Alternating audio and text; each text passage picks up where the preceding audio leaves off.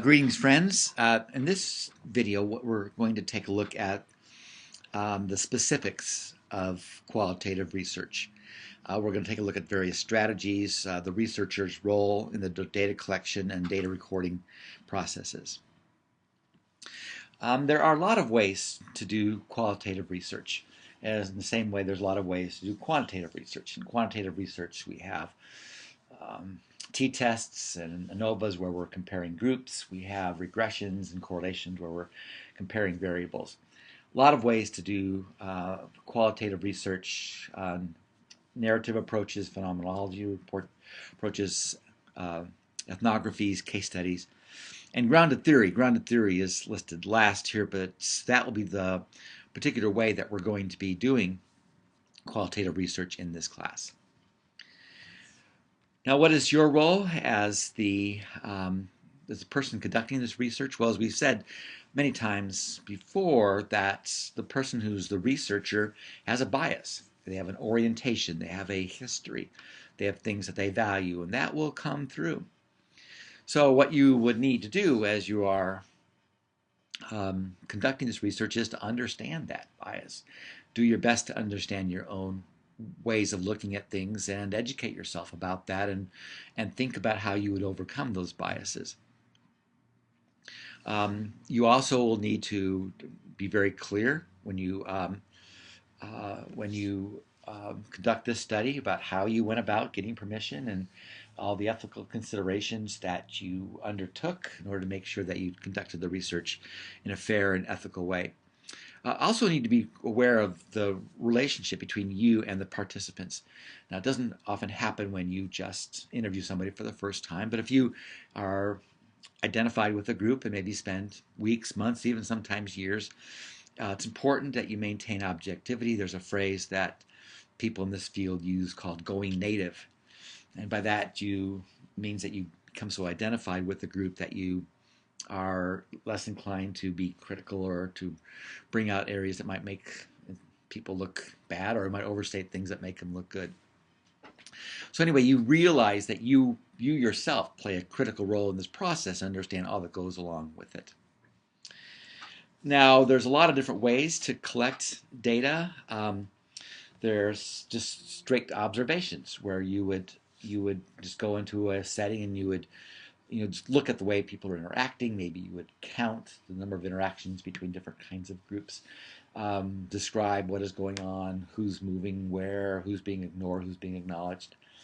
The most common kind, though, is to do interviews where you actually go into a situation and you spend some time with somebody. You have a set number of questions that you'll be asking, and you'll conduct the interview and record that interview either through audio-visual way, or audio tape, or a cell phone in some cases, or sometimes you will do notes, but you collect the data that way. You also can look at documents or any audio-visual materials that they have that might give you some information that would help you understand a group or understand a situation. Now, who do you study? How do you make the determination about what individuals to talk to or what individuals to observe? Well, one of the ways that you can do that is to just pull out a sample. And there's some technical terms that you should probably become familiar with. We'll encounter these in quantitative research as well. But a population is all the people that have a similar kind of characteristic or quality that you'll be wanting to investigate. So it might be all the teachers who teach middle school students. Obviously, that's a group that's far too large for you to look at, so you'll go ahead and you'll take a representative sample out of that. And so what we want is when we take this sample, when we take this group out, is we want it to be some ways representative. So they would be typical of the people who have had similar kinds of experiences. And in order to do that, we need to figure out a way to make a random sample if we can, because it's so easy to just get your friends or to get people who think like you or to only represent one viewpoint. So we want to be able to, if we can, pick out a sample, a randomized sample of the people that are in a particular population, and to talk to them. Now, there's again some technical terms for how you go about that. The term probability and non-probability sampling, basically, what that has to do with how random your sample will actually be. Now, to do a completely random sample, which would mean that you have a totally unbiased group of folks, well, there's some strategies that you can do. You could like make a list and take every fourth person on that list, or you can assign everybody a number, and then there's these random generating lists that will like pull numbers out one at a time, and then you select those folks. Very difficult to do in qualitative analysis. We don't do it very much. We do usually on the qualitative side, we do what's called non-probability sampling for the most part. Convenient sampling is the most typical. You're going to interview teachers, and you'll interview teachers that you'll know. Snowballing sampling is another way that you would get a list. You may know one or two people with a particular kind of characteristic, and you'll say, oh, do you know some people that I could talk to? And then you might ask those people if they know people as well. But it's important that you identify how you get these people, because it does affect the sample that you have, and somebody who's reading it might then be able to draw some conclusions from that. Here's just the same kind of what we just talked about, but again, more technical definitions of what those groups represent. So once you decide on the group, you want to next decide on what procedures, and you decide on which procedures you're going to use to collect data, then you actually have to record that data. If you're doing observations, then you'll go out and you'll take field notes on those observations. If you do interviews, we'll talk about that in the next few slides, but you actually go out and conduct an interview, record what people say. If you're looking at documents, then you go find newspapers that people will have, or meeting minutes, or brochures, or reports. You'll collect those and start to do an analysis of those. Obviously, sometimes people broadcast what they think and believe, and or take pictures of those, and you want to take a look at those. So again, once you decided what data collected method you're going to use, then there's actually a procedure for that. Now, what we normally do is we do interviews, and we'll be spending a lot of time with that over the next in the next course. But to do an interview, there's actually a process and a procedure that you go through for the interview process. You'll write down your questions in advance. You'll find a nice quiet place where you won't be disrupted, and then you'll take notes on what you hear, or you'll tape record the interview, because the important part of this interview process is to be accurate. And then as they're talking, the other part of the process is to make sure that you don't lead them on, and lead them to say what you want them to say. So you use questions, like, well, could you tell me more? Could you explain further? Or give me an example of what you just said, or take a word and actually ask them to define it. Like I said, we'll talk about these more later, but this gives you an idea of how the data collection process goes. The questions that you will ask are open-ended questions that you will allow them to put into their own words what they think. In my own work, in my qualitative work for my dissertation, I had 4 questions that I would ask, open-ended questions, and people just with those 4 questions could talk anywhere from 15, 20 minutes to 2 hours. So the idea is a good question will allow them to say what they think, and give them a lot of opportunity to extend on what they really think is important in the question that you've asked. There are some disadvantages to these kind of questions.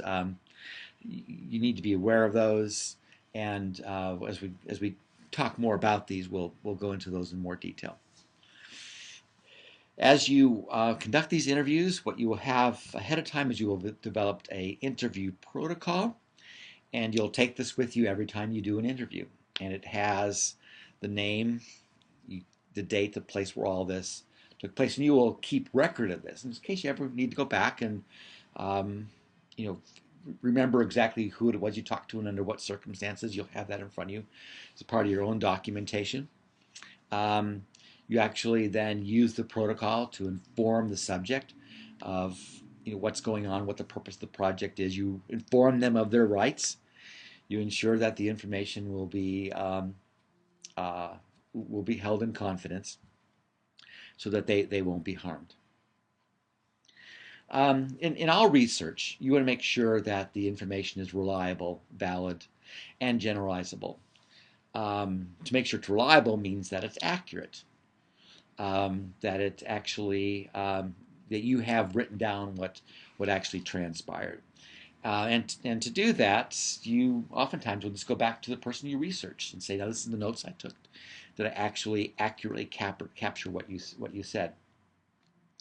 The To check for validity, um, you want to make sure that your inferences or what you have discovered is valid. That your points actually capture what the people that you interviewed um, were actually saying. So there's a word that you'll hear often. It's called triangulation, where you actually will compare what you said, what somebody said to maybe to other studies, to the literature that you've discovered in the field. So the idea of triangulation. You might take your conclusions back to the people that you interviewed and say, "This is what I'm coming up with. These are my themes. Does that make sense to you?" Now, the third term is generalizability. And that means, can you make general statements about the population that you're studying from these? Now, with qualitative research, because our groups are so small, this is very limited. We don't have the ability to make wide sweeping claims about all people in this particular population group. What we can say is, in this group, these people looked at things this way. Here's an interesting little way of looking at those concepts of reliability and validity. Um, if it's reliable, it means that all the information is focused in on one area, but the point isn't valid because what you really were looking for is a bullseye, and you hit off the bullseye so often that you're not that the information, the theme that you drew from this, the conclusion you drew, wasn't reliable. Here's valid. I mean, these are valid kinds of observations, but it doesn't really hint in on center on the bullseye. What you're looking for is reliable and valid data that really does reflect what you're truly trying to say.